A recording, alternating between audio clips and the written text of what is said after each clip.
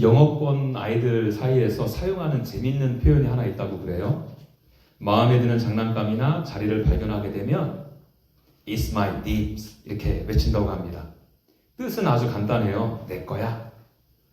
아직 손에 쥔 것도 아니고 확정된 것도 아닌데 먼저 이렇게 말로 선언함으로써 자기 것처럼 만드는 것입니다. 누가 먼저 말했느냐가 소유권을 가르는 중요한 순간이 될 것입니다. 여러분들도 잘 아시는 것처럼 우리나라에도 이와 비슷한 표현이 있죠. 내가 찐했다. 침발라놨다.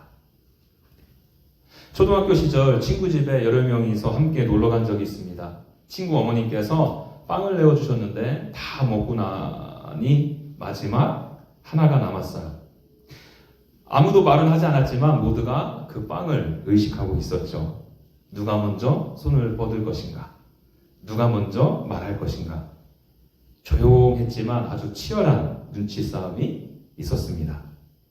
그런데 그 친구 중에 한 명이 갑자기 그 빵 위에 침을 바르며 내가 침 발라놨어, 내가 찜했다 했어요. 그러자 다른 친구들은요, 아유 이 더러운 놈, 너나 먹어 하며 손을 떼었습니다. 그런데 저는 어떻게 했을까요? 고마워 하고 얼른 집어서 먹어버렸어요. 그럼 제 친구가 내가 찜했어 라고 이렇게 말한 의미가 무엇이겠어요? 이건 내 거야? 그러니 손대지 마 하고 자신의 소유권을 선언해 버린 것입니다. 여러분, 내 소유권을 주장하는 것은 비단 어린이들 뿐만은 아닐 것이에요. 우리도 평생 내 것을 붙들고 살지 않습니까? 내 시간, 자리, 사람, 내 인생이라는 표현을 참 많이들 하지 않아요? 무언가를 내가 쥐고 있어야 안심이 되고 놓치면 모든 것이 무너질 것처럼 느껴지기 때문입니다. 그런데 여러분 곰곰이 한번 생각해 보시죠. 정말 이 세상 가운데 내 것이라 이렇게 자신 있게 말할 수 있는 것들이 몇 가지나 될까요? 내 자식 내 마음대로 할 수 있을까요? 내 몸은요 내 뜻대로 되지 않죠. 내 마음 하나 제대로 다스리지도 못하는 것이 우리입니다. 그리고 내 미래도 통제할 수 없어요. 사실 그래서 내 것이야 하는 이 외침, 이 선언은요 얼마나 불안한 선언인지 모른다는 거예요.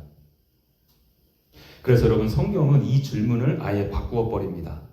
무엇이 너의 것이냐가 아니라 너는 누구의 것이냐. 이미 말씀드린 대로 무엇이 너의 것이냐 이 질문에 대한 답은요 좋은 소식이 될 수 없기 때문에 그렇죠. 우리가 붙들고 있는 것들은 언제든 사라질 수 있고 빼앗길 수 있고 무너질 수 있기 때문에 그렇습니다. 그러나 너는 누구의 것이냐 이 질문은 달라요. 이 질문에 대한 답이 우리를 살리게 되는 것입니다. 이 질문에 대한 답이 우리들의 정체성을 세우고 우리들의 두려움을 잠재우며 우리의 미래를 붙들어주기 때문입니다. 감사하게도 오늘 본문은 너는 누구의 것이냐 이 질문 앞에 서 있는 저와 여러분들에게 답을 주고 있습니다. 왜 그런지는 오늘 본문을 저와 함께 차분하게 살피다 보면 자연스럽게 깨닫게 되실 거예요. 이제 본문을 좀 살펴보죠. 오늘 본문이 시작되는 22절 위를 보시면 제목이 이렇게 되어 있습니다. 거룩한 향기름. 이 제목을 보시게 되면 오늘 본문이 향기름을 어떻게 만드는지 설명하는 것처럼 보여요. 주된 내용이요. 그리고 실제로 23절부터 25절까지는 그 재료와 분량이 기록되어져 있습니다. 그러나 자세히 살펴보게 되면 성경은 제조 방법에 대해서는 거의 말하고 있지 않아요. 4가지 재료와 감람기름이 언급될 뿐 구체적으로 어떻게 섞어야 되는지 어떻게 우려내야 하는지 그것을 설명하고 있지 않습니다. 단지 우리는 고대 근동의 방식에 비추어서 이렇게 향을 만들었을 것이다 라고 추측할 뿐이에요. 왜 그렇겠어요 여러분? 오늘 본문의 주된 관심사는 이 거룩한 관유, 향을 어떻게 만드느냐가 아닌 것이에요. 어디에 누구에게 바르는가 그리고 그렇게 바르게 되었을 때 어떤 사건을 가져오게 되느냐 이게 더 중요하다는 것입니다. 오늘 본문에는 여러분 바르다 이 동사가 무려 여러 차례 반복해서 등장해요. 붓다는 표현도 나오고요. 접촉하다라는 표현도 등장합니다. 강조점은 분명하죠. 만든 기름을 어떻게 해요? 바르라. 접촉시키라는 거예요. 26절부터 30절까지는 그 기름을 바르는 대상을 언급하고 있어요. 대상이 뭔가 하고 보니까 회막과 증거계, 진설병상, 분장대, 분향단, 번제단, 다시 말해서 모든 성막의 기구들이 그 대상이고요. 더 나아가서 아론과 그의 아들들, 제사장들이 그 대상이 되는 것입니다. 이렇게 그것들에게 기름을 바르면 어떻게 된다고 말하고 있습니까? 29절 말씀 한 번 더 같이 읽을까요? 시작. 그것들을 지극히 거룩한 것으로 구별하라. 이것에 접촉하는 모두 거룩하리라. 이 말씀에서 이것에라는 대명사는요, 거룩한 기름을 가리킵니다. 이것에 접촉하게 되면 이것을 바르게 되면 어떻게 된다고 말해요? 거룩하게 된다. 그래서 여러분 오늘 본문의 강조점은 바로 여기에 있는 것이에요. 기름을 어떻게 만드는 것이 아니라 기름을 바르면 거룩해진다. 그렇다면 우리는 한 가지 이 지점에서 질문을 던지지 않을 수 없죠. 기름을 발라 거룩해질 수 있다면 그 원인은 도대체 어디에 있느냐는 것입니다. 기름 자체에 있을까요? 아니면 사람의 그 행위에 있을까요? 아니면 그 기름을 바르라고 명령하신 하나님께 있을까요? 제가 너무 어리석은 질문을 드렸죠? 당연히 하나님께 있죠. 22절의 시작점이 그래서 여호와 하나님께서 모세를 부르시고 어찌하라 이렇게 명령하고 계신 거예요. 하나님께서 이 기름 부음의 주체가 되시는 것입니다. 당연하지만 너무나도 중요한 말씀이죠. 좀 전에 제 친구가 찜했다라고 선언했다고 했잖아요. 여러분 이 친구의 선언은 언제든 뒤집어질 수 있는 말이었어요. 왜요? 그 친구의 힘은 상대적인 힘이었기 때문에, 제가 그 당시에 그 친구보다 조금 더 힘이 셌기 때문에요. 저에 의해서 그의 선언은 언제든 취소되거나 변경될 수 있었다는 거죠. 그러나 우리 하나님은 그렇지 않다라는 거예요. 하나님은 상황에 따라 말을 바꾸시는 분이 아니시고요. 감정에 흔들려서 선택하시는 분도 아니고 누군가로부터 동의를 얻어야 움직이시는 분도 아니신 거예요.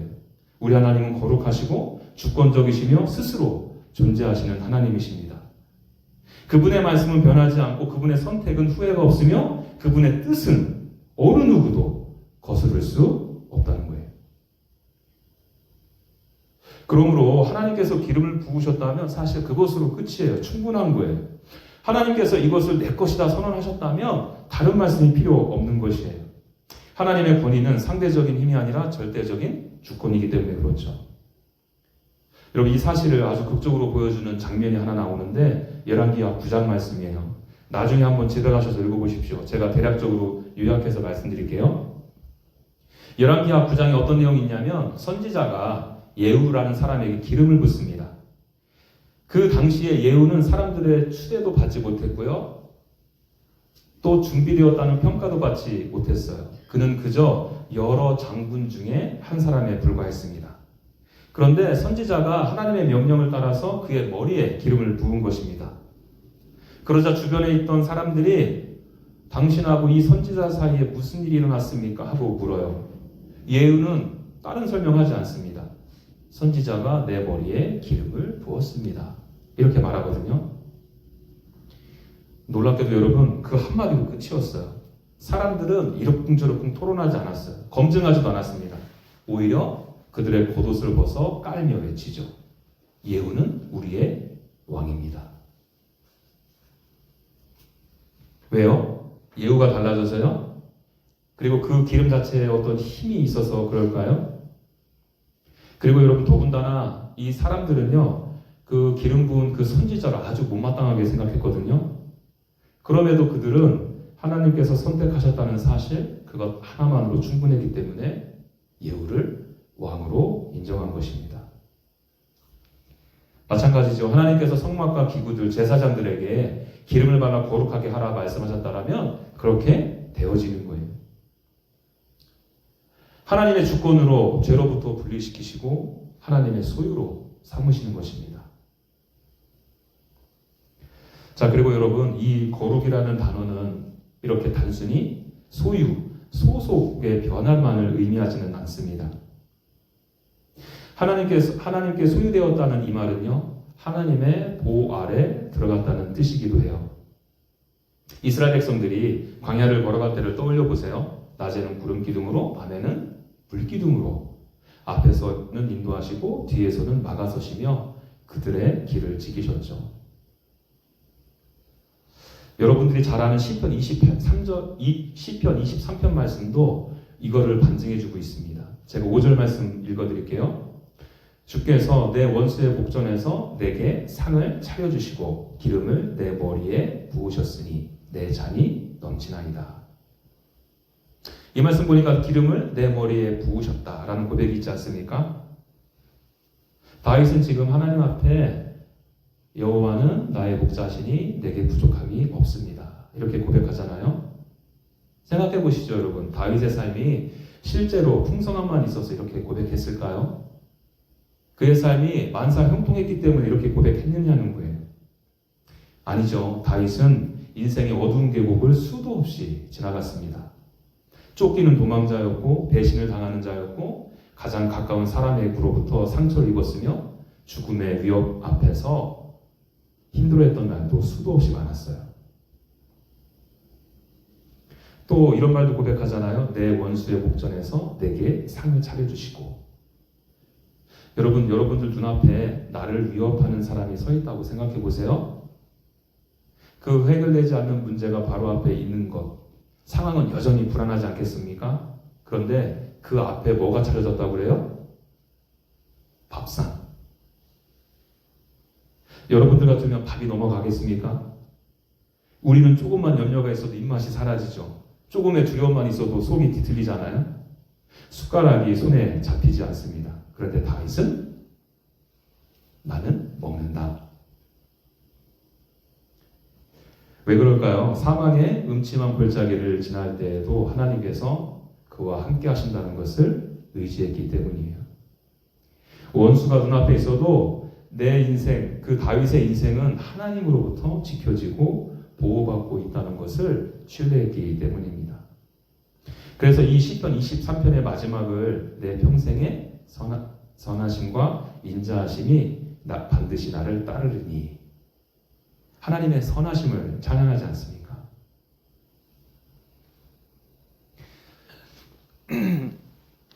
여러분 지금까지 잘 따라오셨죠? 우리는 지금까지 기름 부음의 주권자가 하나님이시고 하나님께서 거룩하신 자를 실제로 지키시고 보호하신다는 것을 보았어요. 그렇다면 여러분, 하나님께서 이렇게 하신 기름을 부으셨다는 이 선언은요, 하나님의 백성들의 삶 속에 어떻게 나타나게 되었을까요? 다시 말해서 어떤 방식으로 드러나게 되었냐는 것입니다. 기름 부으심은 바로 성령 하나님께서 함께 하심으로 나타나죠.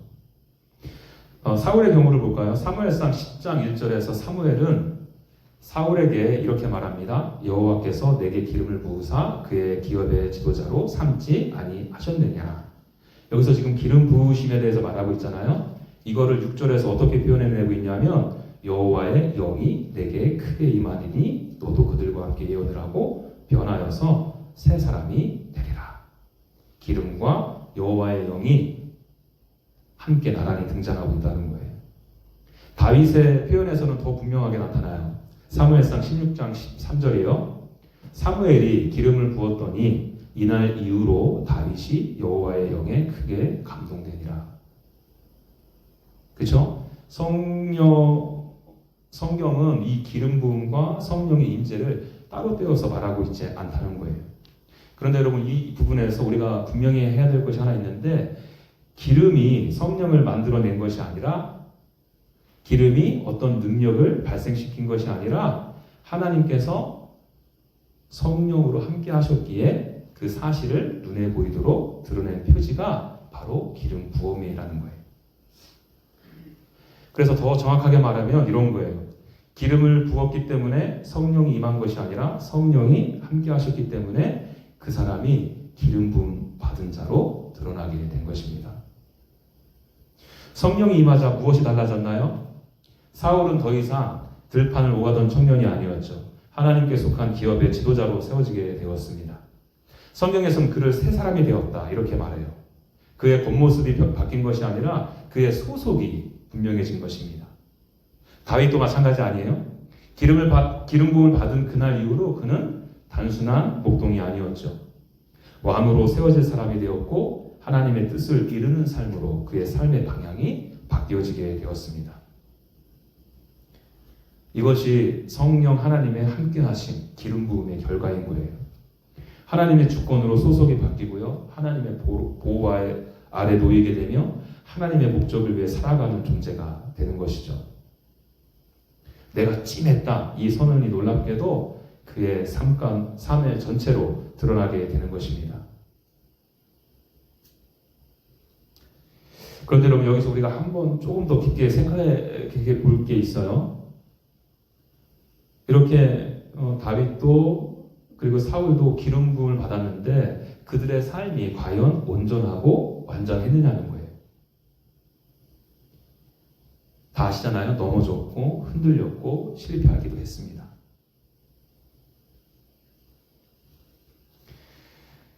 그렇다면 이 기름 부음의 그림은 누구에게로 비로소 완성되겠습니까? 참된 왕이시자 선지자이시자 제사장이신 예수 그리스도를 통해 완성되지 않겠습니까? 그럼 우리가 살펴보고 있는 이 본문도요. 사실은 메시아가 기름 부음을 받다 의미잖아요. 메시아이신 예수님을 강력하게 드러내주고 있는 본문이에요. 생각해 보세요. 거룩한 기름을 바르라고 명령하신 대상들을 떠올려 보십시오. 성막의 기구들, 제사장. 이것들은 모두 누구를 가리킨다 제가 설교 가운데 말씀드렸나요?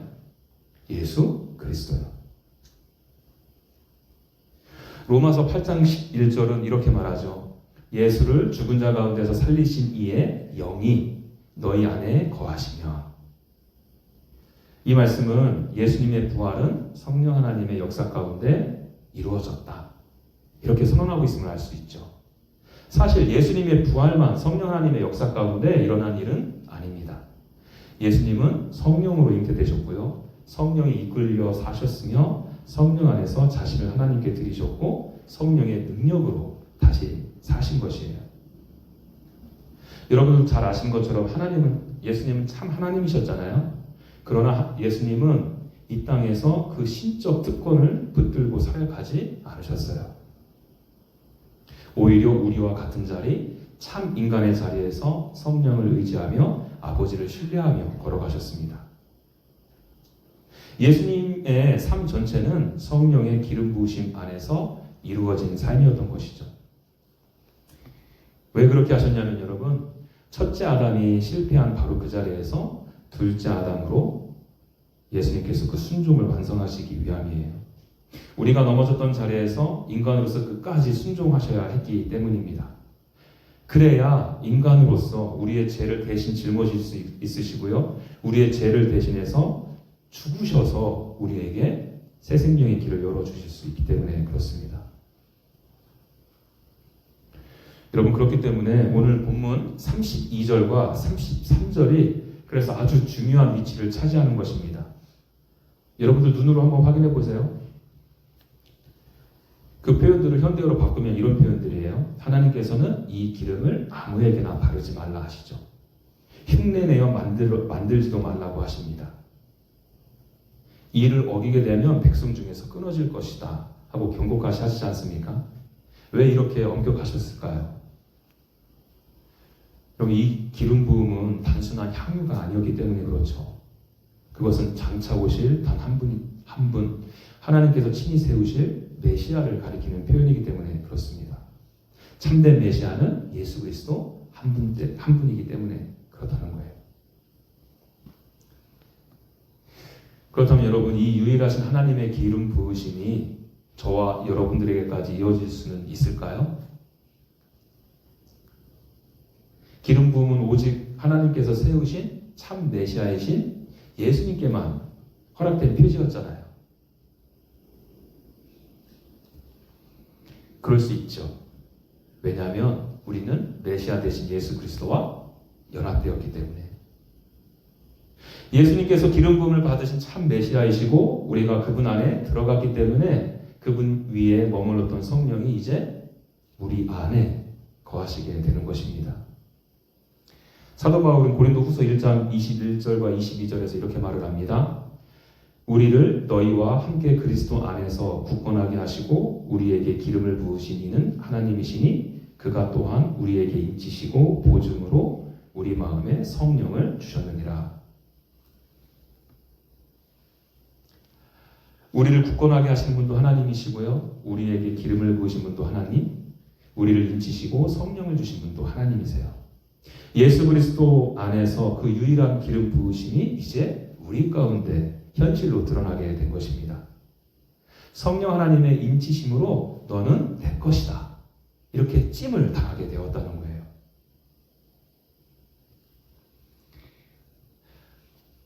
여러분, 우리는 평생 어쩌면 내 것을 붙들며 살아가는지도 모르겠습니다. 서두에 말씀드렸던 것처럼 내 시간, 내 자리, 내 계획, 내 인생. 그것들을 붙들지 않으면 불안하기 때문일 거예요. 소유하지 못하면 흔들릴 것 같기 때문일 것입니다. 그런데 오늘 본문 말씀은요, 전혀 다른 좋은 소식을 선포하고 있죠. 우리가 붙들어서 안전해지는 것이 아니라 하나님께서 우리를 붙드셨기 때문에 우리의 영혼이 안전하다는 것입니다. 여러분, 만일 하나님께서 우리를 먼저 찜하지 않으셨다면 우리는 어떻게 되었을까요? 생각만 해도 끔찍하죠. 우리는 여전히 세상에 속한 존재로 남아있게 될 것입니다. 죄에 묶여있고 두려움에 끌려다니고 상황 속에서 내 존재가 규정되어지는 그런 인생을 살아야 했을 것입니다. 그러니 여러분, 하나님께서 예수 그리스도를 통해 우리를 향하신 사랑을 확증하셨고요. 성령 하나님을 통해 찜해 놓으신 은혜가 얼마나 큰 것인가요? 우리를 선택하신 분도 하나님이시고 우리를 위해 죽으신 분도 하나님이시며 우리 안에 거하시며 끝까지 책임지시는 분도 하나님이시지 않습니까? 여러분, 이 하나님께 감사와 영광을 돌려드리기를 소망해요. 그럼 이 은혜의 하나님을 기뻐하시고 그분 안에서 하나님을 즐거워하는 우리가 되기를 간절히 소망합니다. 그런데 여러분, 이 광야 같은 신앙의 여정 속에서 우리가 늘 하나님을 기뻐하며 살아가는 것이 쉬운 일만은 아니죠. 우리의 현실은 때때로 우리를 아주 깊은 골짜기로 자주 밀어넣기 때문입니다. 빛이 잘 들어오지 않는 인생의 구간 말이에요. 앞은 보이지 않고 발걸음은 무겁고 작은 소리에도 가슴이 철렁 내려앉는 자리 말입니다. 기도는 하지만 답은 알 수 없고 믿음은 있다 하지만 확신은 흔들리고 사람들 앞에서는 괜찮은 척 하지만 밤이 되면 마음이 무너지는 그 자리요.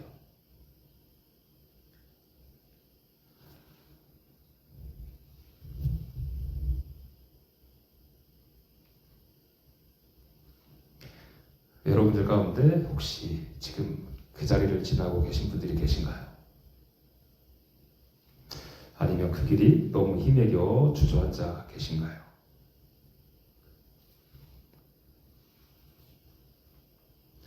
그 순간에도 우리 가운데 은혜가 임해서 우리가 놓치지 말아야 될 것이 한 가지가 있어요. 예수 그리스도에 머물렸던 그 성령께서, 광야로 이끄셨던 그 성령께서, 예수 그리스도의 십자가까지 동행하셨던 그 성령께서 지금 저와 여러분들과 우리 안에 함께 거하신다는 사실입니다. 그리고 내 안에 계신 그 성령께서는요, 우리가 말로 다 하지 못하는 탄식으로 우리가 더 깊은 자리에서 하나님 앞에 간구하고 계세요. 우리가 무너질 것 같은 자리에서도, 기도조차 나오지 않는 밤에도 성령은 우리를 대신해 아버지 앞에 서 계시다는 겁니다. 그러니 여러분, 오늘 이 말씀의 근거에서 우리가 다시금 힘을 얻었으면 좋겠어요. 여러분들을 향한 하나님의 사랑은 한순간도 한 번도 멈춘 적이 없습니다. 여러분들 향하신 예수 그리스도의 십자가 은혜는 여전히 유효한 것입니다. 성령을 통해 지금도 하나님의 그 놀라우신 사랑이 폭포수처럼 우리 위에 부어지고 있어요. 이 성령의 함께 하심에 힘입어 우리가 다시 일어나기를 바랍니다. 버겁지만 한 걸음 한 걸음 내딛기를 바랍니다. 하나님의 소유된 자로, 하나님으로부터 사명을 받은 자로 오늘도 그렇게 하루하루 살아가기를 소망합니다. 여러분 잊지 마세요. 우리는 내가 찜하면서 사는 사람들이 아니라 이미 하나님으로부터 찜받은 사람들입니다.